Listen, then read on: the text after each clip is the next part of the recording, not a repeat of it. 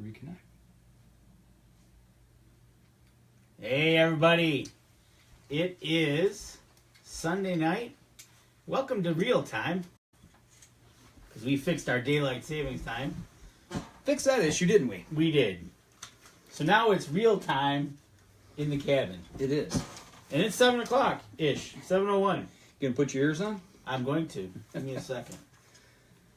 I gotta find it. Oh, I don't have my iPad or anything. Oh boy. I guess we're gonna have to try to do this the old-fashioned way on the computer here. That would be... I know I can't do it over on this computer. Alright, let's do some sharing. We'll get rocking here What in we just a gotta minute. do... You okay? No. Okay, so that's not going to work over there. So we'll go this way. What are we doing over here? Hope this Sunday evening finds everybody well. Yes! What a nice weekend of wet weather. Right? It's been so nice. Matter of fact, I was talking with my boy Jake down at school. He's down in Ohio. Tornado warnings. Yes! To the south of us, they were talking about the severe weather that they were going to have. Mm-hmm. And we're on the fringe of it. Mm-hmm. But I know, pretty wild for November, huh? You getting a live feed there? Yep. Come on. Waiting We for are it to... live. Post. Posting. Gonna talk about Mike's week up north. You know what? You're going to have to entertain the folks. I'll be right back. All right, I got to go get my iPad. let me entertain you while he goes and gets his iPad. While as you watch me share the show. Where else? Okay, checked in there. Good to go. Ooh. All right.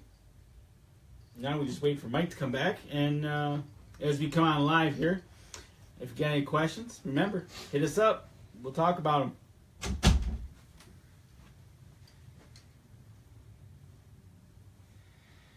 Oh, it's going to be one of those nights. Yeah, sure.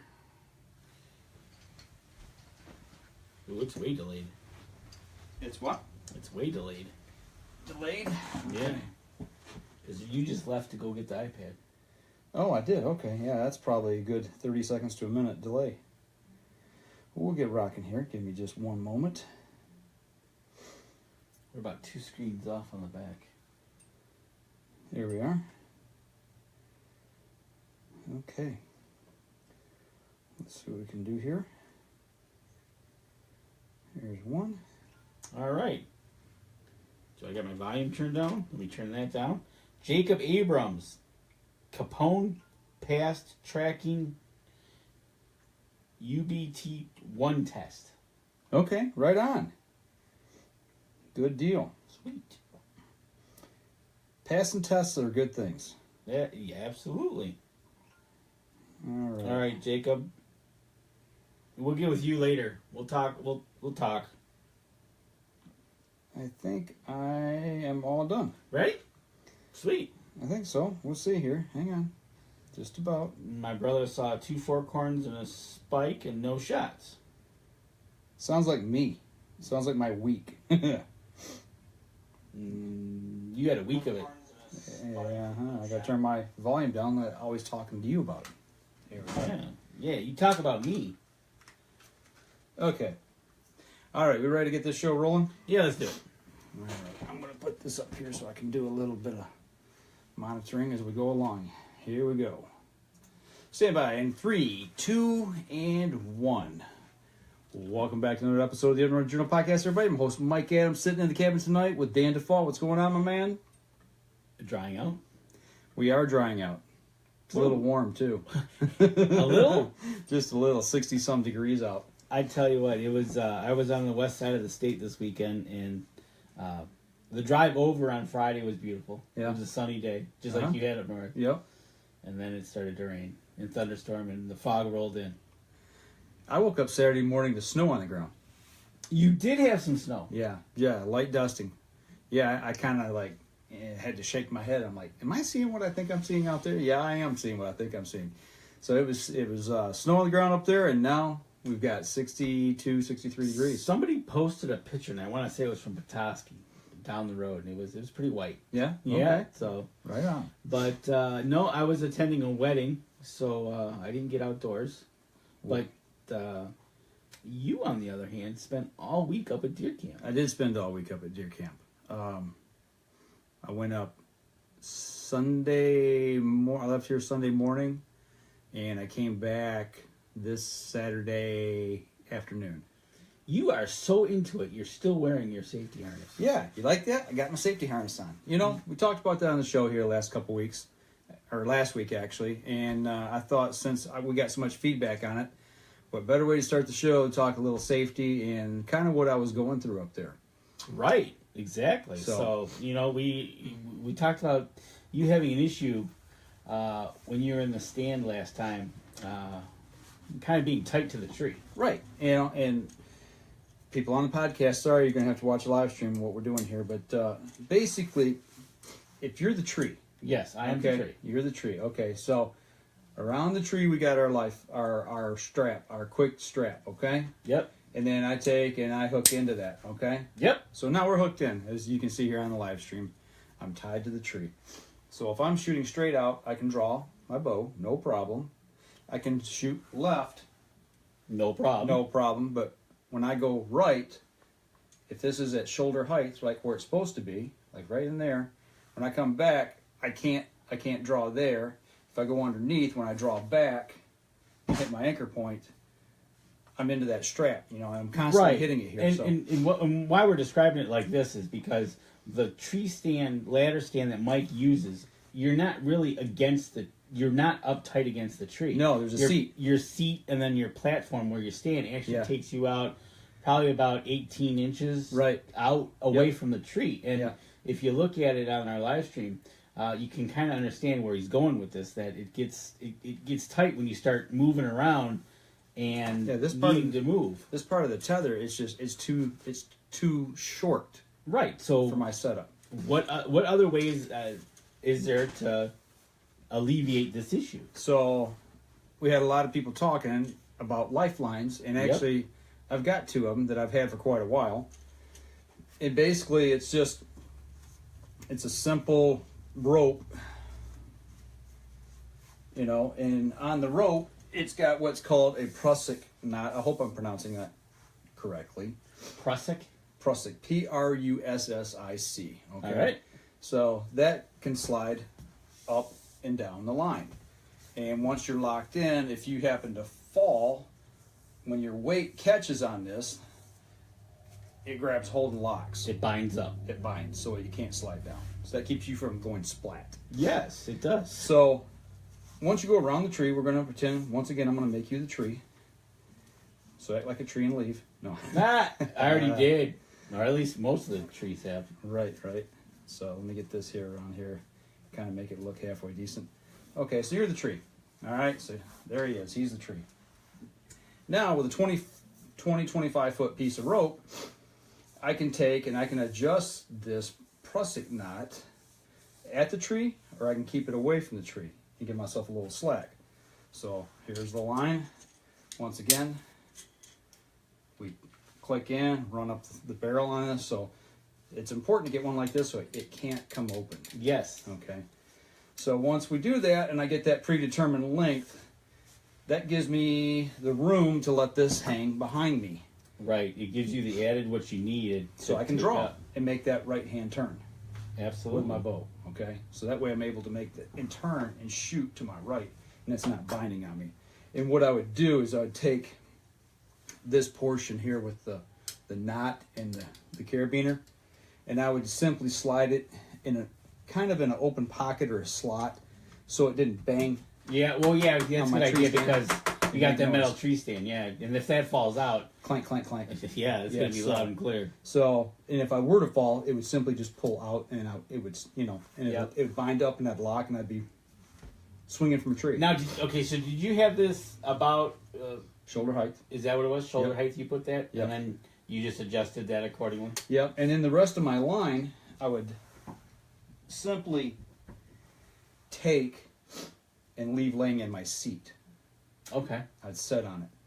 I could drop it off the side and let it swing as well if I wanted to, but I just kind of let it. And that's a question. I was sitting, and I've done a lot of thinking about this. So if I'm sitting on it, is it proper to sit on that, or should it be hanging down all the way? I'm thinking it's not gonna. If you fall out, it doesn't matter where it's at because you're going to be stopping here. The only thing I can think of is if you're sitting on it, you fall out. I don't think it's going to matter because the most important is getting you to stop. Stop. Right. Whether it's a foot off the ladder stand or 3 feet or 4 feet. I'm pretty sure that the bottom of this rope is going to go with you. Yeah, the only thing I could think of is if I got tangled around my leg or something. So I'm still thinking that through and trying to play those scenarios out in my head. The one thing I didn't have with me, and I forgot it, and actually a buddy of mine brought it up to me, is the tension relief foot strap that goes with these systems. And they click into the side here on a loop. And what that does, if you were to fall out, you can put your boot into that loop and push up, and it takes the tension. Off the legs. Yeah, off your legs. Off the pinch point off the legs. Yeah, so as I stand up here and I'm off of the mic here, that once these things lock in here, and if you're hanging, it's called compartment syndrome. Yeah, I learned that from a fireman buddy of mine that was up north this weekend. Oh, okay. He said, yeah, you want to have that on there because that way you can take the pressure off your legs and allow the blood flow to return. Right, until you get help or until you get yourself situated. Uprighted and back to your stand or what have you. So that's what goes in these things. Yeah, that or it could be the climbing lineman's belt. The lineman's belt. For when you're hanging a stand, and you kind of kick back and use it like the guys do on the utility crews. So sweet. So yeah, so we worked through some things in the stand. And you did this in the stand and you did this in the cabin. Yeah. Actually, we had another guy at camp who came up Thursday, and we've talked a couple weeks about this on the show, and he was asking questions about it. So before he went out in the field, he had a brand new safety harness, much like I did, and he was questioning certain things. I was like, well, let's just break them out right here in the cabin, and let's run through them, and that's what we did. And that's a great thing to do is when you're all up at camp and exactly those questions, try not to figure out when you're about to walk up the tree. Right. Figure out beforehand. Right. We've done that a couple times with it, whether it be a harness or whatever, a blind or whatever, something we're doing. It's like, figure it out now. Because you don't want to be out there in the morning in the dark, fumbling and clanking, and then all of a sudden, light finally comes, and you're sitting there, and the thing's all twisted up or whatever, and you figure out you're not in it right. But these, I like these. I mean, it's 3 click. I mean, there's 1, 2, 3, and you're out. I'm out of that thing. That is one thing nice about those systems is the quick and ease you can get in and out of them. Yep. And the only hardest part is doing exactly what you figure out how to untangle that thing. You know what? Good thing you bring it up. Okay, so here it's all tangled up. Where do I start to put this on? The first thing I do, I grab the actual strap that attaches to the tree. When you do that, that comes off the top. Slip your 2 arms in, and there you go. And matter of fact, what we do is we hang them in our cabin just like that. So they're ready to go? So they're ready to go. So when you pull it off the hook, and again, before we go out the night before or something, we get it ready, untangle it, because we don't want it tangled in the morning. Right. You don't want those straps turned, twisted, and folded over, because that can put a pinch into you too. Right. Exactly. So, do you wear yours completely on your outer shell? And do you wear it? Do you put it on before you head to the stand, or do you put it on when you get to the stand? I put it underneath my outer shell. Okay. Right. Okay. So do I. And it's before I go out. Okay. I won't try to figure that out in the dark. Guaranteed that won't work. Because the hardest part is getting the leg straps. Right. You're fumbling around for them. But no, we get that totally done before. And then and my cousin does the same thing. He'll suit up. He puts on.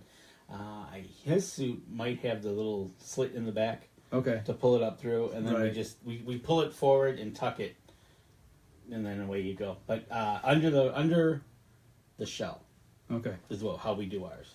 We don't do ours over the shell because first of all, it just makes it more bulkier, and where if you put it underneath, it's kind of more conforming to your body anyways. Gotcha. Hey, AJ's watching. I just seen him chime in here. That's my fireman buddy that was talking about the compartment syndrome when it choking your legs off. So he's used to working with gear like it. I'll tell you one thing that did happen to me though is with this, and I learned a very quick lesson. Okay. So this would have been third day at camp. Okay, so I'm coming out as a morning hunt, or maybe it's evening. I can't remember, morning or evening hunt. Doesn't matter. I'm coming out of the tree stand, okay? And this particular tree stand, I left one. I got 2 lifelines. I left one in a tree. Okay. And the other one I took with me depending on which tree I went to. Oh, in case you went to another tree. Yeah, so I actually couldn't ascend or descend with the lifeline. So, I'd take it loose and put it all in my backpack, and then I'd descend after I got all my gear down to the ground on my utility line. So, I've got this hanging over my shoulder on the back, okay, like so, and I'm coming down. In this particular stand, there's a couple white pines around it. They're a little tight to the stand. Okay. And I feel a little tug as I'm coming down, descending, and I feel it pulling up. And I look up, and just as soon as I look up, this thing flips off the limb, and the carabiner caught me right there at the base of the nose. Right in the nose. Right in the schnoz. Right in the schnoz. Way to go. So you realize you probably can't reproduce that moment again. Oh no. The odds for that of hitting you again in the nose. I mean, right here on what do they call it, the septum. Made your eyes water, didn't it? Oh, dude, I thought I seen stars. It's like whap. I was like, man, alive. Oh, you want to talk about her? It's still a little tender. Yeah, you can hear right there. Yeah, that'll be tender for a few days. But you could probably not plan that again. No. So after that, when I'm coming down in those situations, I have that strap over my front and hanging. There you go. So he doesn't get hung up. Right. And that's one of the things. Like some of our trees that we go in, we come up another tree and we walk the branches up. Right. And then the one tree stand we kind of just step out onto from the other tree, and then while we kind of hook in then, because you're coming up to another tree to get to one tree. Gotcha. So, but yeah, those are the things definitely you want to take and get taken care of before you head out to the stand. Well, in your case, when you're coming down, watch out when you're coming down the stand, right? Yeah, it taught me a lesson real quick. So I'm learning. I've made the commitment now this year to wear the safety harness full time, and everybody should. That's just one of the things. Anytime you're up above a raised platform, definitely get the safety harness. It's $100, well worth it. I feel so much more confident moving around in my stand. Not that I really worry about it, but my grab points. Oh yeah. I was very methodical and really thought through what I was doing when I'm moving around. And I won't say I'm lackadaisical now, but I mean, I have more confidence that I'm safe. Right. I don't have to worry about it. If I'm hunting by myself, I don't have to worry about falling and laying there for a week until somebody comes and finds me when I don't show up at home. And it doesn't matter whether you're 5 feet off the ground, 15, 25. Right. It's you got to be. You take the chance, be safe. Don't get lackadaisical. Always get tied in somehow. Get the right equipment. Yep. I know back in the day, and I'm way back when they just had basically a belt, a 2-loop belt. So it cut you in half when you fell. Basically, Yeah. Those were the things back there. But obviously, through time, companies have performed and come through, and now taken watching what the old time linemen used to do and add what they did. Mm-hmm. And, yeah, I like that system. It's lightweight. It feels comfortable. And I keep it really snug. Yep. And I can actually. It's comfortable too, like you said, because especially the leg ones. Yeah. You doesn't bind. It doesn't bind, and I can actually ride my bike out with that on. Oh, okay. I'd ride back and forth with it, no problem. No problem at all. So that Yeah, see, and that's another reason we keep it underneath there, because you could probably take off your shell when you're bike riding. Well, and I do a lot of times. I won't even suit up actually until I get out in the field, depending on if it's an evening hunt or a morning. Right. When I go out in the afternoon, I've got sometimes I go out in my base layers, depending on how warm it is. But at least my outer shell is on bound to my backpack. Right, and this week it wasn't too chilly up there. No, we only had a couple frosty mornings. Right. Not your typical November so far. No, not at all. Well, I'll tell you what. Let's step outside. Let's take our first break. We'll come back. Right. We'll kind of plow through the week. So we'll be right back after this. All right. So got a few people online. Got my brother. Got Jim on. Jim wasn't up north this weekend. Okay. Save this off.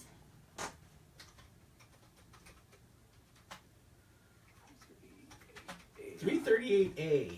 Woo! 438. 338. Taking 100 away from us. No, I would never do that. All right, here we go. Stand by in 3, 2, 1. Welcome back, everybody. Second segment of the show. Well, so we've got up and into our tree safely and down. We're only getting knocked out once. Did you have to do any maintenance to your trees this year? What do you mean by maintenance? Whether you got up in your tree, you set up your tree stands. Did you have to? I know you got the Traditions tree stands, which are pretty solid. Mm-hmm. But did you have to do any tree cutting? Yeah, because I moved every stand I had. There you go. Yeah, every stand that I had got moved this year. I'm not. Let me think about this. No, there's not one tree stand that I've got that's in the same spot it was last year. Yeah. That's, I don't know if you call that evolving or if you call it hit and miss, trying to plan from one year to the next. I'm still trying to really learn my area because you just got it a year ago. Yeah, I swapped areas. Right. So I do know the area, but I've not really hunted it hard. Right, exactly. So it's going to take you just don't know it instantly. Right. So, yeah, I'm still working through. And plus you've had logging projects. Right. So things are changing, evolving. So I guess it's the evolving of the hunt. Yeah, and sometimes it's frustrating. This week was a frustrating hunt. It really was. Well, did you? Well, let's start from the beginning. Did you pull camera cards? I pulled camera cards partway through the hunt. Okay. I had pulled them the week previous when I was up there. Okay. And looked at everything and didn't have anything worth shouting at. Okay, and we talked about that. I think that kind of worrisome going into the week hunt. Yeah, and then I don't know if we talked about it or not, but there was one camera in particular I thought somebody had stolen. Yes, the one you couldn't find. And then I realized after I left where it was at, that's the one card I did not pull. And had I pulled it, my strategy would have been different. Really? Yes, it would have been different. Yep. That goes to show you. Make sure you get them all. Yep. So, it wasn't a gargantuan buck by any stretch, but it was a 3.5-year-old buck. But it gathered your interest, though. Yeah. I would have strategized a little differently. So, but it's nice to finally see something on camera and go, okay, yeah, there is something here. Besides the little ones? Yeah, worth hunting. So, right, and that's one of the things up on your club that you do. You have a points rule, and you can take as many does as you want. So, if you don't see a buck of your choice, you can always shoot a doe. Right.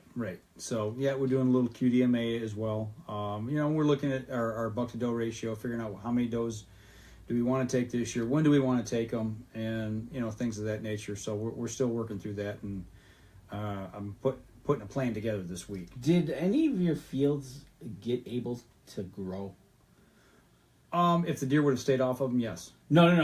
That's what I'm saying. I know a couple weeks ago you went and looked at your field and they were pretty much mowed. Yeah, they're barren. They're green. They're green, but they're green. Yeah, they're green, but shoots. Nothing's growing. No, it's mowed down. And actually, the deer I watched this week, it's like they were vacuum cleaners. When they worked a field, they had their head down and they mowed in a straight line until they ran out. And then turned around and came back? Yeah. Wow. That's pretty good. Yeah, they weren't, it was kind of odd. You know, usually, you'll see them, they'll zigzag a little bit, and they'll look up and look around, but it's like they were on a mission to grab as much forage as they could. Because they've just flat out mowed it down. That's that time of year for them, right? Yeah. Well, if anybody needs a grass cut, you could take a couple deer over there and turn them loose. Yeah. Right? Yeah. But, okay, so your field hasn't had the opportunity because the deer are heavily grazing them. Mm-hmm. All right, you pulled the camera cards. You should have pulled one, which I thought you lost. So that kind of should have changed but you didn't. Right. Yeah, and I actually didn't start pulling cards until towards the end of my hunt. Okay. I'd only had them out a couple. I had them out a week because I checked them the week previous. Okay. And I'm like, whatever. I was up here 5 days ago. There's no reason to go through here and systematically pull every single card. I just don't like going and leaving a ton of scent in an area. Right. Repeatedly. Going to each card repeatedly. And that was pretty much the reason why. Especially when you're getting, here we're starting to get into the rut. We're getting pretty close. Yeah. I'm seeing people got chasing them, actually rut activity. Mm-hmm. So we're getting into the nitty gritty. Yeah. Well, and the other thing was I didn't want to go into certain areas if the wind conditions weren't right. If I'm not going to hunt that area, I don't need to be in that area pulling cards. Right. So it's that was kind of my mindset going in. Okay. And that's what I did. We strategically hunted certain stands at certain days at certain times just because of the wind conditions. It's always good to check your wind. Your dad made it up. Dad made it up to camp. He got up Monday. Yeah, Monday. Okay. And David Boggs came up Monday as well. So I had a good friend of ours in camp, and also I had my dad in camp, which was really nice seeing him. How's Mr. Boggs? Mr. Boggs was eager to get in the woods and kill something. Did he? He smoked a coyote. Nice. Yes, he did. He smoked a coyote. So that was second to last day. Or no, yeah. He just didn't smoke a coyote. He smoked it while running. Yeah, it was on the move, 67 yards, and he let it fly and drilled it. Yeah, so guy's lights out, man. He's a good shooter, definitely a good shooter. Mr. Alpha Male, I think it was an alpha, didn't have a chance. No, and we got to get him on and talk about that hunt because his hunt got blown up that day by 6 coyotes. He had a big old nanny doe he was putting a stalk on and was within just a couple steps of really getting serious about drawing and shooting, and all of a sudden these coyotes come out, and the one he shot, I think it's the one he shot, it came out onto the field and sat down in the middle of the field and just sat there and stared at the deer at about 300 yards away, he said. And the deer got all freaked out. They're nervous because they're watching him. He's just sitting there. And in the meantime, it was 2 coyotes and then 4 pups. Okay. So the pups were in the edge of the woods and they were running back and forth. But the other one, which we figured was the female, circled around behind the deer, was going to hunt from the backside. So the one's up here in the front keeping the attention, while the other one does the sneak and puts the sneak on from the backside. Really? And there was a young buck that picked up on the pups and started running up and down the wood line, charging and snorting and stomping his feet, trying to scare him off. Yeah. So, yeah, then all of a sudden everything kind of broke loose. The deer started running everywhere. The coyote come flying down, and he smoked it at 67 yards, he said. And nice. When he hit it, it yelped, and when it did, all the coyotes started howling. And really? And I was hunting a stand not far. I'm trying to remember that night. Where was it? Okay, yeah, I was back on my main stand, and I heard them when they fired up. And I'm like, that's about 45 minutes too early. I was like, that's strange, because it was about 6 o'clock, and they normally don't start until around between 6:30 and 6:45 when they come out at night. But I was just like, wow, that's kind of weird. But he's like, yeah, that's when I shot. So one made a noise, they all responded. Yeah, kind of freaky. Yeah, it is, and then they just split after that. Eh? And the night before, he saw a bobcat up close and personal. So. A bobcat? Yeah, so he got to see a lot of game. He got saw but he didn't take home no deer. No, nobody took home any deer, unfortunately. So it was pretty tough hunting. Nice. Shout out to Brent Jackson. Hey, Brent. Hi. Hey, Brent, what's going on? Well, Dad got out to do some hunting? He went out and sat. Yeah, all right. He went out with us. It was nice to have him in camp. He wasn't there really to hunt. He was there just kind of enjoy himself, kick back and relax. And he helped me move his stand. You know, when we talked about the family tradition stands, and I had one stand I had out in the field left that was just basically leaned up against a tree. I didn't have it ratcheted or anything, and I had the straps there ready to go up. I just had my mid, you know, halfway up you tie it to a tree to keep it from rolling. Yep. I had that strap on just to hold it, and I've been waiting on a spot until I found a spot. And there was a spot I wanted to move a stand to. And I told my dad, I said, let's go move that stand, middle of the day. And he said, you don't put a stand up middle of the day? I said, trust me. I said, we can move that stand. It was maybe 150, 200 yards. Okay. I said, I can move that stand by myself and have it up in just a few minutes. And I said, it won't make any noise. He's like, yeah, right, whatever. Yeah. So we got back. I undid those two straps. I said, grab the straps. I said, just stand on the bottom rung. Let me walk it down and get it on my shoulders. Got it on my shoulders, balanced it, and boom, all of a sudden I just took off walking. He's like, I just can't believe that. I said, these things are balanced, you know. Exactly. You get the right rung. Yeah. And they balance right on your shoulders, and you can... I was just going through, walked down the 2-track, walked over to the tree where I needed to get to, and... turned it around, put the leg down on the ground, said stand down again, and then just rocked it right up, put it on the tree, walked up, strapped it to the tree. We were done. He's like, I've never seen anything like that. See? It's a good tree stand when you can do that. Right, yeah. You know, you're not fidgeting, fumbling, crashing through. Not making noise. They're sturdy. Did you hunt that stand then? My dad sat up there. Didn't see nothing. Didn't see nothing? No. But none of us saw nothing that night, I don't think. But... yeah, it was a good time. You know, it was good having my dad in camp. Had a lot of good food. Put on a few pounds for sure. Well, yeah, David Bob's cooking away. David cooked and my dad cooked. Yeah. Okay. Yeah, both of them did. So it was good. And then Thursday, well, David took off Thursday evening, but Thursday morning, AJ, the fireman guy I was saying about, he come up, and another one of our members, Dave, came up. And they made it there Thursday. So it's like Dave left that evening, but then two more guys coming to camp. Dave was heading to a youth hunt, I think, this weekend with his daughter. Yeah, down in Indiana. Yep. Yeah, she got drawn for a special youth hunt, so she's in the field. I saw pictures. I don't think they got anything yesterday or this morning, one or the other. They didn't have anything at that time. So right. But no, it's good time having people in camp. You know, getting to see my dad and hang out with him. Absolutely. And he was supposed to be on the show tonight, but he took off back home. I was going to have mine. Go figure. Yeah, he's like, I don't know. He said, maybe, you know. And then as the time got closer here to today, this morning, he's like, we got bad storms coming in. He said, I want to get ahead of the rain, so he took off. He's probably running against that warm front that's coming in through us. Yep. So he hit a little bit of it, but he got out ahead of it finally. Okay. So he ought to be rolling home here pretty quick. The next 3 or 4 hours, he ought to be back on his doorstep. So now David's from Indiana. Yep. He had a few hour drive. I think he had about 8 hours. Okay. If I'm not mistaken, from camp to his door, roughly. Okay. So, deer activity, from what you did see. Let's go to break and we'll come back. We'll talk about it. All right. Okay, we're gonna step outside, take our next break. We'll come back. We'll talk about what we did see. We'll be right back after this. All right.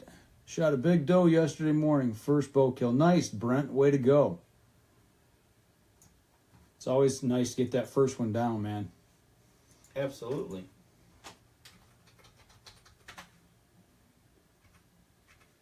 Wish I could say the same thing, but it was a rough week, I tell you that.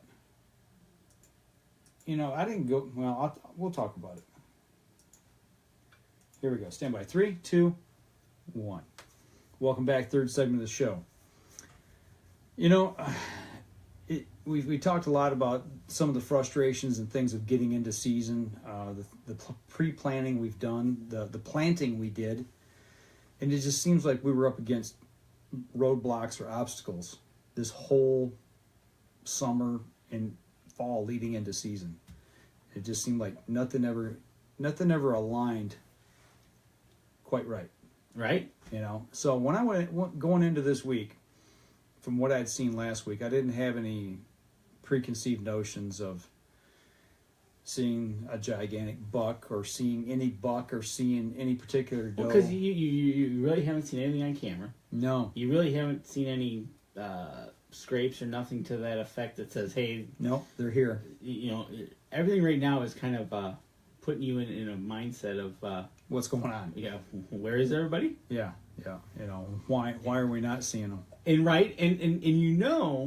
through the year, you've got the deer there. Right. Yeah, there's proof of it because there's nothing on the food plot left. Right. Exactly. All the tracks. It's not. It's not like you got a big standing field of green that hasn't been touched. There's no tracks. There's no. Then I'd be worried. Then you'd be worried. Right. But here you've got basically a mowed field, deer tracks. Talking with the camp manager, he's seeing deer. And it's like, okay, so what's going on? Yeah, and that was kind of going in. I just didn't really have. I wouldn't say I didn't have high expectations. I didn't have any expectations. I didn't want to go in without any preconceived notion of something either happening or not happening. But I did go in with a positive mindset that, hey, I'm going to put the time in, stand. I'm going to get out. I'm going to hunt, and it is what it is. Correct. So that's kind of the way we rolled. I hunted 3 different sets. 3. Yeah, 3 different sets. 3 of the 5 stands. There's one stand I never even hunted, and that might have been the stand I should have hunted had I seen the camera. Oh, yeah. Okay. So all right. Yeah. With that being said, overall for the week, the weather good, bad. Could have been better. Could have been worse. Could have been colder. Could have been hotter. It was okay. We had a lot of rain. I missed 3 or 4 morning hunts due to rain. One of them because of no sleep. Second night there, I take that. Yeah, it would have been Monday night. Monday night, I could not sleep to save my life. Okay. I tossed and turned the whole night, and I'm serious. I set the clock for 5:30 a.m. and I just laid and stared at the ceiling, tossing and turning back and forth. Were you nervous? No, I just couldn't sleep. Could not sleep to save my life. The adrenaline was pumping for getting on the woods. No. You were so happy your dad was there. Not that I couldn't sleep. No, it was the weirdest thing. It was like I couldn't save my life. I couldn't go to sleep. So when you probably did get tired, it was probably about 5:30. Clock went off. I got up, talked to one of the other guys. Like, hey, you heading out? Yep, I'm going out. Well, I said, I'm going back to bed. I haven't slept all night. I hadn't slept since obviously the night before. Right. And I managed to get about 2-3 hours sleep. I got up probably 9:30 finally, and I hunted that evening. But yeah, it was tough. Hey Andy, what's going on, man? Thanks for joining in tonight. But yeah, it was the weirdest thing. Really? So I missed that morning hunt, but the other 3 or 4 was due to weather. It rained. It seemed like every morning we were waking up to rain. Thursday morning it rained all day. And blew. The wind was blowing. It was horrible. Friday was the only day we had a good day the whole day, where it was nice the whole day. Okay, so one pristine day out of the week. Right. And it's Michigan in October, November for you. Right. Yeah, it made it tough. So, the weather I think played a lot to do. Well, and plus you mentioned full moon. Full moon. Yeah, that was the other thing. We would go out, and for our afternoon hunts, we'd leave 2:30, 3 o'clock. And we're seeing deer in the field already. In a lot of fields, as we're moving to our stands, we're seeing deer, a good number of deer. And then in the evening, the numbers would dwindle down to nothing when you would expect them to be in the field. So, and it really didn't dawn on me until the 3rd night that we were there. It's like, wait a minute, it's full moon. I guess they call it the beaver moon this time of year, and it was very pronounced that 3rd night. And what tipped me off to it is when I looked up and I saw, it's like, moon was rising. I'm like, man, that's a pretty moon. I said, well, duh, no wonder. It's a full moon. It's a full moon, and that's the reason we weren't seeing deer. They were moving in the middle of the day and not so much at night. Well, they could move all night long. Yeah, see, and feed. Plain as day. Yeah. And then when you're heading out for your morning hunt, go sleep. Yep. and then afternoon they'll walk around, and then go nap, and then move again all night. Yeah, yeah. Well, and Friday morning I didn't see a deer, not one, not a hair. The whole morning. And see, that's the one thing is, especially now that they're off and running, looking, they're taking that advantage of being able to go at night, right? Being able to see, and that's a huge thing. Well, it happened last year during the opener for rifle season. Remember? The supermoon. Yeah, that was supermoon. That was a bizarre instance that I totally agree, because we got up, middle of the night, and you could literally see across the yard, and if somebody was standing there, you could probably pick them out, tell them who it was, what they're, it was bright. Well, we were going out one morning. No, I take that back. We're coming back in. Was it coming in or going out? It would have had to been coming out, because that's when the moon was rising. Was at night and it rose throughout the whole night. If it had rose during the day, it'd have been a lot better. But you could see shadows. Yeah, you could see shadow from the moon shining down on the ground. You could see your shadow. It was so bright. Yeah, and that's one of the things if you can see that, a deer can see a lot better. Oh yeah, yeah. That's one of the things that it amazes me when you do that. You go out on a clear night in the morning, or in the evening when you're coming back in. Usually it's in the morning when you get in that effect of the sunrise coming. But you can see plain as day like that. They're standing right there watching you walk right by. Oh yeah, yeah. I think that was the biggest problem that we had was the rain and then the moon. I think those were the two things that were working against us. And it took me a couple, like I said, I think it was after 3 days I finally figured out, it's like, well, okay, the moon's what's screwing this up. I don't pay a whole lot of attention to moon phase. I mean, I have in the past, but you hear people say, you hear different opinions on it. There's been no really scientific research to really back it and hard evidence. So, but I do know when it's full moon at night and it's bright out, the deer are out. Yeah, exactly. They're out feeding and playing and doing whatever. So that was something we had to work around and overcome. Andy says that he's heard that deer move less at night on a bright moon night because they're more vulnerable to predators. And that works double standards. Yeah, they're more vulnerable, but yet they can do more too. So yeah. Depending on your predator level, right? It could work both ways. Definitely. Right. Obviously, if they can see, the predators can see, right? Yeah. And now that we had the full moon opener, which is in 10 days, we should be okay by the opener rifle season. It should be dark moon. Yeah, we should be back to.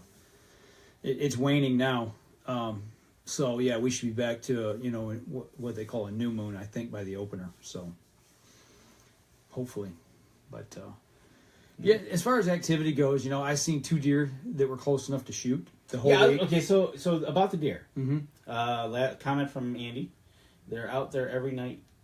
You can see them when it's bright. Yep, you're right. They're out there. Going into the how's your deer herd look? Most of the deer I saw looked healthy, except for one buck that I did lay eyes on that has me a little bit concerned. I talked about this before the show. I did see 4 bucks, that had antlers on them. The first 2 I seen was a 2.5-year-old 8-point, and I seen him come into the field and feed, and I watched him for probably a good half hour. And he looked fairly healthy. It looked like he was checking, maybe checking the scrape or making a scrape. Couldn't really tell. He was over 200 yards away from me, and I'm watching with my binoculars, looking through some trees trying to see him. And it took me a while to really pick up how many points he had, and then what age class he was. Okay. It took a lot of work to see that where he finally had an opening. But I watched him. He left the food plot, came back onto it about 10-15 minutes later, and I'm watching for another 5-10 minutes, and all of a sudden he lifted his head up and looked straight ahead, and I'm like, what's going on? I look over to my right. I'm like, oh, okay, that's what you're looking at. Here comes another deer onto the field. Bigger bodied deer, darker. Here he comes. This is him. I'm like, okay, this is going to be the big guy that's going to challenge him, and you could see him. He kind of come in pronounced, but he had his head down. I could see bone on his head, but couldn't really tell what he had.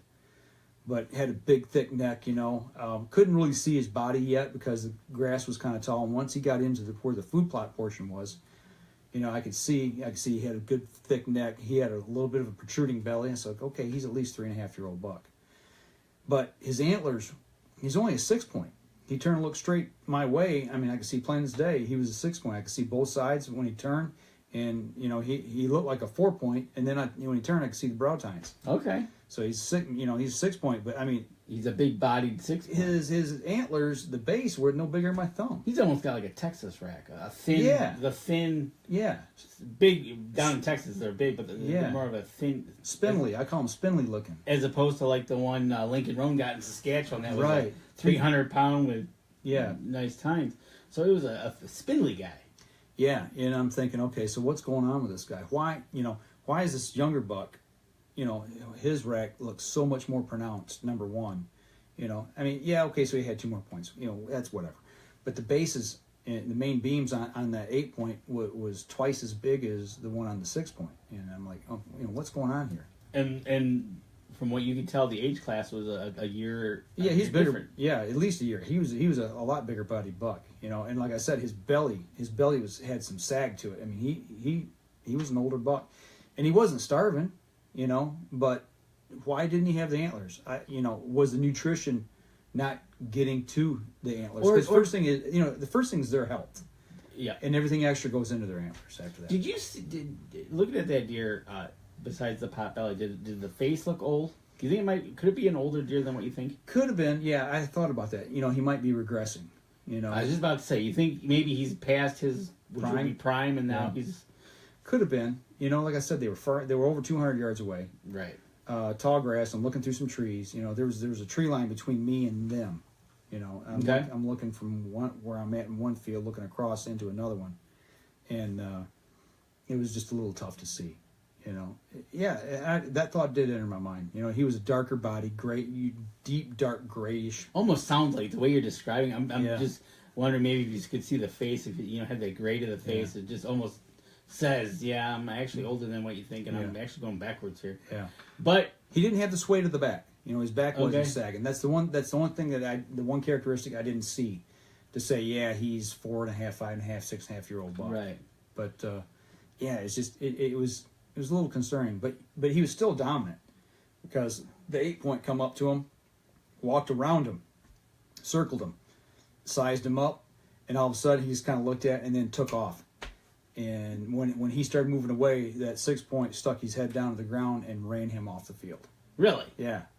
So he still had it. He still had it. Yeah. He might be old, but he still got it. Right. So that 8 point didn't want to have nothing to do with him. He sized him up, but then he took off. Really? Yeah. It was cool to watch. At that point, you wonder what's going through their minds. Yeah. You can play in your head what they're saying to each other. Well, it's like the teenage kid that comes out to a street fight, or going to rob a guy in a parking lot and tries to size him up, and then the old man pulls out something and knocks him over the head. Right, exactly. And here's this a young 8 point. Hey, I'm gonna. It's time. He looks at him. Well, hold on, wait a second. Maybe not so much. Right. Maybe up close and personal. You're a little different story. Right. That's awesome. That's the fun parts of hunting. You go and crazy things you see. You see.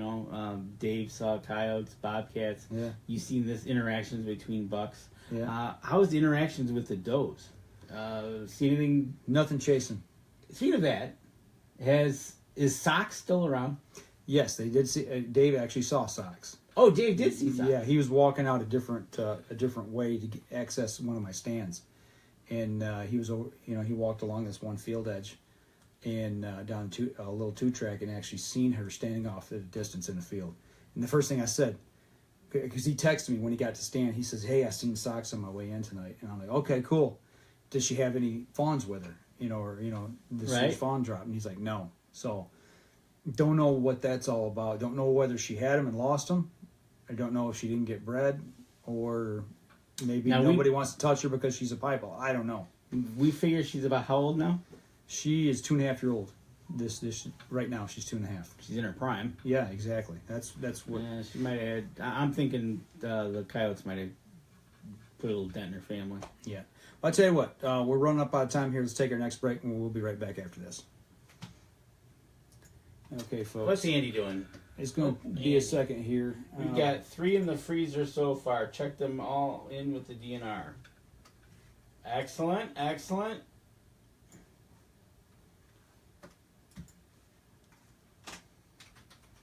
That's right. Keep checking them in. They're still saying that people aren't checking them in the CWD zone. Really?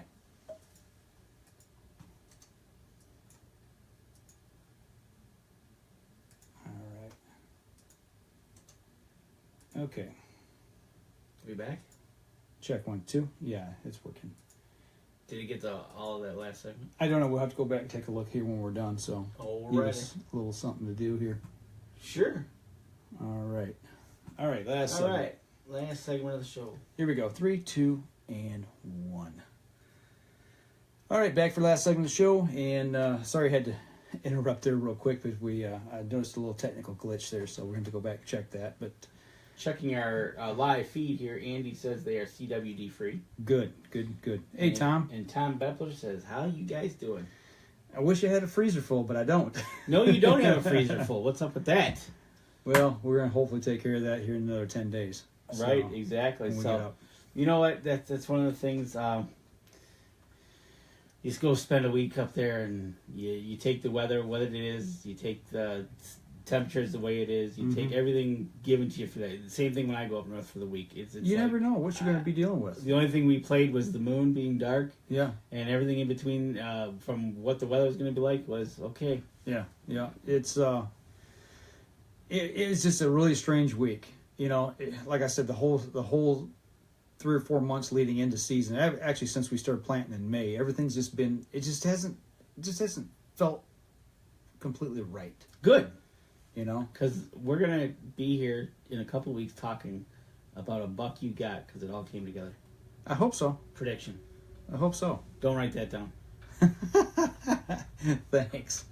But you know, I got to spend time with my pops. I haven't seen him in a year, so I mean, it'd been a year to the week since I'd seen him last. Oh, really? Yeah. So that's good. I got to spend a lot of quality time with him. You know, and even the days that it rained and we didn't get out, you know, I got to spend time at camp talking with him. You know, so it was good camaraderie, catching up on stuff. Got to watch the World Series. Big shout out to one of our fans down in Houston, Paul Locke. Yep. Astros won the World Series, so I got to watch the World Series, the last 2 games of that. So, you know, watch some football this weekend, and it all seems to work out. It does. You know, whether you take away a hunting an experience or a family experience or just something in general that I'll walk away with a memory. Got to see another bald eagle this week. Did you? Yeah. So he was up there cruising around, screeching his head off and doing his thing, and you gotta like that. Yeah, you know, it was peaceful. Oh yeah, it was relaxing, and you know, I got to spend time in nature. My dad and I, we were walking back. I think it was the first evening hunt, maybe second evening hunt, and you know, I went over to where he was hanging out, picked him up, was walking back, and you know, the moon was out. I think that's when I noticed there was just shadow. Oh, okay. And, you know, I told him, I said, you know, we get up here, we rush up, our lives are hectic, but we're fortunate enough to be able to be here. I said, I think about all the people back downstate, you know, here in this area that work their tails off all year long and either A, can't get out because they don't have means to get out in the woods and enjoy it in nature, whatever enjoy it means to them, or B, they just don't simply care and don't do it. I said, you know, here we are, you know, able to hang out together, you know, for a week out of the year in the woods, walking, you know, it's full moon, you get to smell the leaves. It depends on the person. You're in nature, you know. I said, did he agree?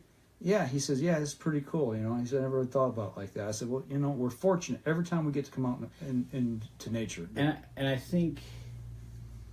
And that's kind of how I played the rest of the week. Going back to your parents and you're bringing up, it's kind of, you can see it. You know, my dad you go up north deer hunting, so yeah, that's the way it was. Some other people aren't as fortunate to get to enjoy the outdoors like that. To them, a vacation somewhere else might be better. Is their thing, that's their thing, right? Right. But yeah, where else can you go and sit out there and... David Boggs got to see all that he saw. Right. You know, those are memories. You had memories. That memory walking back with your dad on a moonlit night. Yeah. You know, when my dad was alive, and I shot that 6-point right by the cow, and I just dragged him close enough to go get my dad, and I'll remember that forever. Right. You know, making memories, man. And that's what a lot of this is all about. You know, we talk about what we did and what we do and what we don't do, but bottom line, 5-10 years from now, it'll all be memories. And that's good. And here we are. We're 10 days away. Opening day, 10 days away, making more memories. I'll be leaving Saturday, heading up, getting in some crossbowing and doing a little bit of rifle. And from what I'm getting, some of the other cousins will be showing up as the week progresses. So it'll be a good time. Family meeting at the cabin. That's exactly what it is, and it's cousins and their sons are going to be coming up, so it's the couple generations. Yeah. All of our parents have passed, so now it's us, and I had my daughter up earlier. Now there's going to be a couple more coming up, other little younger cousins. So the legacy's being passed on. Absolutely. You know, and that's kind of the way I've looked at it. You know, my dad's, I posted a picture of me and him up camp this week. He's the one that instilled the passion in the outdoors for me, you know, bringing me up as a kid and getting me in the woods when I was 4, 5, 6 years old, you know. And sorry about my dog barking, guys. We're just adding real life. That's right. Somebody's just coming in the house here, I think. But. Right. Yeah, you know, and Andy says it right. Can't get any better.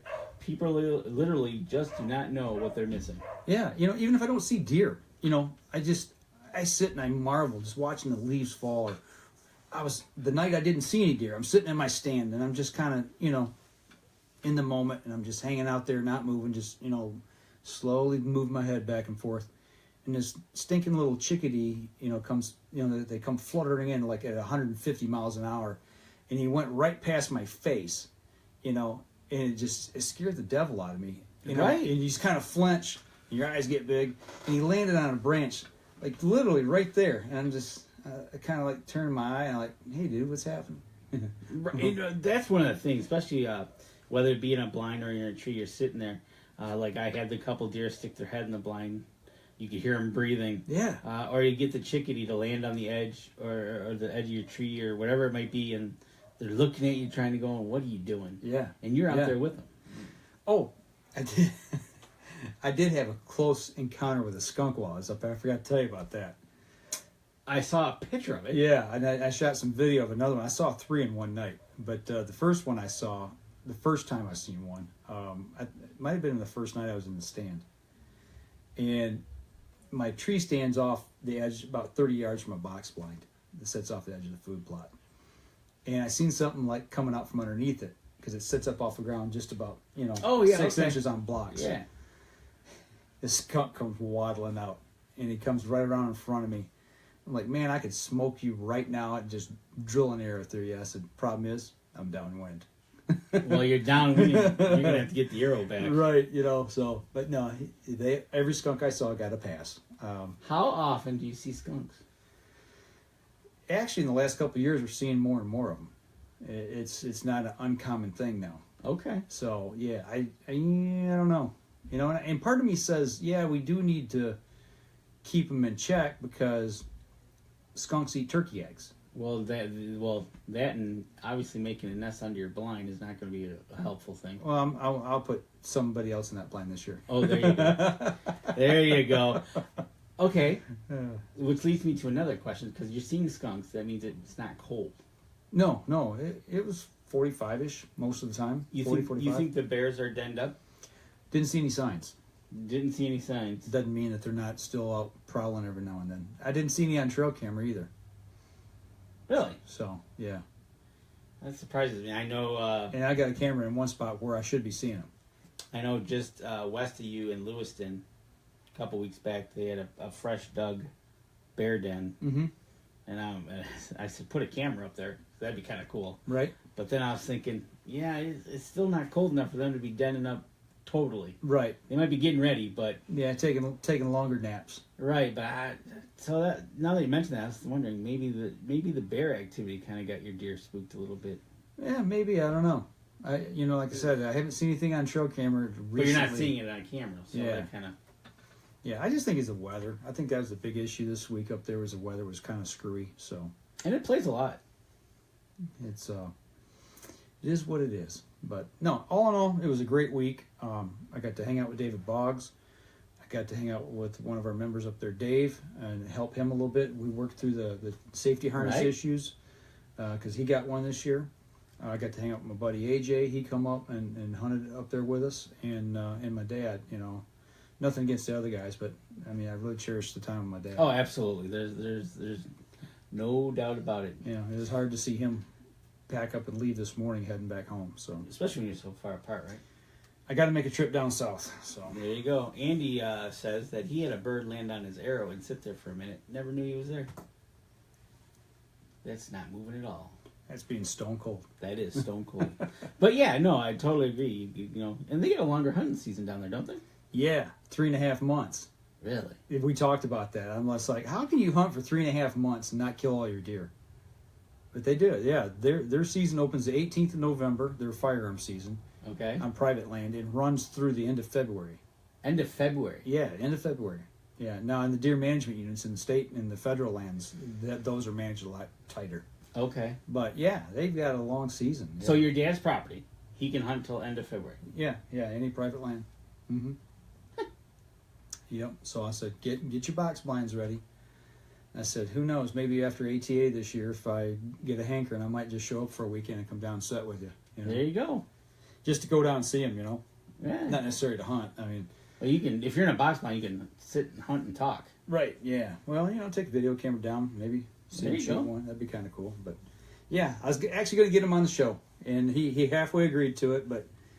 Not quite all the way there. He slid out of town on me. I did take my voice recorder up, and we were going to sit down and possibly do a little chat, and it never occurred. It's one of the things that you're at camp, and all of a sudden your mind goes 90 different miles, in different directions. And before you know it, everybody's going to bed, and you're like, we'll do it tomorrow.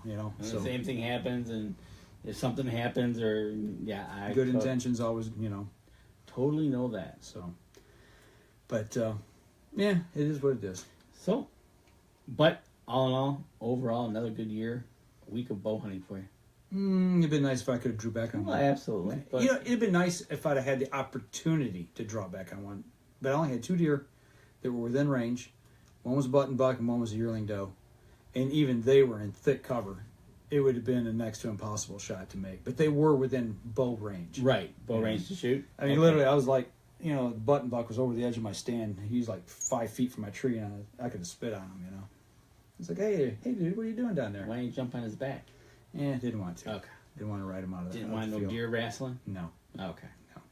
So, no, but next week, though. I'm ready, man. Next week, you're going to be up north. We've already talked about this. I think I'm going to call you in on Skype. I'll call in from the UP and tell you how it's going up there. Do you have Skype on your phone? On my phone? A Skype app? I was just wondering if I could put you in the monitor. Probably don't have good enough service for that up there, do you? I'm probably not. I got to make sure I got the tinfoil hat on, and I got to turn to the southwest. Hold one leg up? Pretty much. Hold the opposite arm up? Pretty much. Okay. But if I can get it, I'll try it and see what... yeah, put you in the monitor. We might try it and see if I can get enough signal out of the booster. To see if that works. All right, yeah. And if we can get him on here, even if he's just on a call, I'll still do the live stream. Maybe you guys that are out there listening right now, get some questions ready for him. Get some questions for me because we'll fire a bunch at him. I'll be in the UP. So either from the cabin or by our road. All right. Well, anything else for us this week? You know what? Just get out there and hit them hard. It's that time of year for most of everybody around here, whether you're still bow hunting, crossbow hunting, or gun season. Well, Tuesday or Wednesday, I'm headed to the rifle range, take a couple shots downrange. Everything should still be on from this summer, but I'm still going to get out and fire a few rounds. There you go. So, all right, folks, that'll do it for us this week. And as we always say here at the Uprise Journal, if you're out on the water or in the woods, shoot straight and be safe until next week. And for those of you on the live stream, and anybody on the live stream who's out there, let's see what's going on. Throw some stuff at us real quick here. Andy, hey guys, good. I wonder if that's out of How is your food plot doing, Dan? Oh, I have some green. Green's good. Green is good. I got the clover to come up. I could see where I actually went with the spreader, and I had it didn't all come up like at a green pasture, but I had a couple of strips of clover coming up that was probably about that tall, and so it's not getting mowed down. It's not getting mowed down. In a way, I'm not surprised, because I've actually got clover around the cabin. It's in the grass, and they don't mow it down. So I'm debating if clover is not their green of choice. Okay. Yet. Yeah. That might be more of a spring or a late spring, early summer type. Maybe. Could be. I don't know. Could be. Because I seen a lot of clover in our grass. Okay. I'm like, well, they should be mowing that out, but right. they don't. Right. So maybe I'll be checking in to see something else, to see what else grows. Right. Did you do like Mike and fence some to see how much they're hitting it? No, I did not. I was just hoping to get green. Okay. Next year we'll do the grow cage. Next year will be the grow cage. This year I was going with fertilizing and throwing some seed down to see if I actually got green. I was ecstatic to have green. I got some pictures. I don't know if I posted them, but I can post them and show you. But a little bit of green for me was way good. I'm going to try to get some pictures, if I remember when I'm up, of our Border Patrol. You know, like I said before, some places it was good, other places it wasn't so good. Do you think that was because of the soil or because of how you were spreading it? Yes. Oh, good. Yes, both. I'd like. I'm hoping to get some Border Patrol next year. I've got some really good needing to have it done. That's an annual thing, right? Yes. What I've seen, the way the deer use it, the trails they made in lieu of where I planted it. Right. I really like the concept. They use it as a way to screen themselves away from being seen, as well as using different ways to access and funnel into a food plot, which to me is what I really wanted, and it seems to be working. It's just I need it taller and thicker. It needs to be more consistent on the plant. So, next year we'll probably put it in a planter and like a drill. Well, probably, I don't know if a drill or a 6 foot wide planter or whatever. I was talking with my buddy AJ, who did my field this year. When he's the one that tilled it for me, and he's got can rent a 6 foot wide planter. Oh, okay. A drop planter. So if we do that and we run through that maybe twice and then drag it with a harrow, I think we'll have a more consistent plant. Plus, we get that seed covered up. I don't have to worry about birds and stuff. Picking it and eating it. I don't know if that was the case or what. All we did was cultipack. I know on the one field that I did plant, the next day I was over in that area and there was turkeys in that field. So it's like... I got trail cam photos of turkey all over the place. Right. I'm off today through the 14th, hoping to get a buck on the ground before the Orange Army hits right on. I don't gun hunt myself. I tell you, if you're where the Orange Army is, I don't blame you one bit. It becomes a pumpkin patch. Yep, right on. No doubt about it. So, all right, well, we're going to sign off, and I'll be back next week, and we'll have Danny on the phone. All right, see ya. See y'all next week.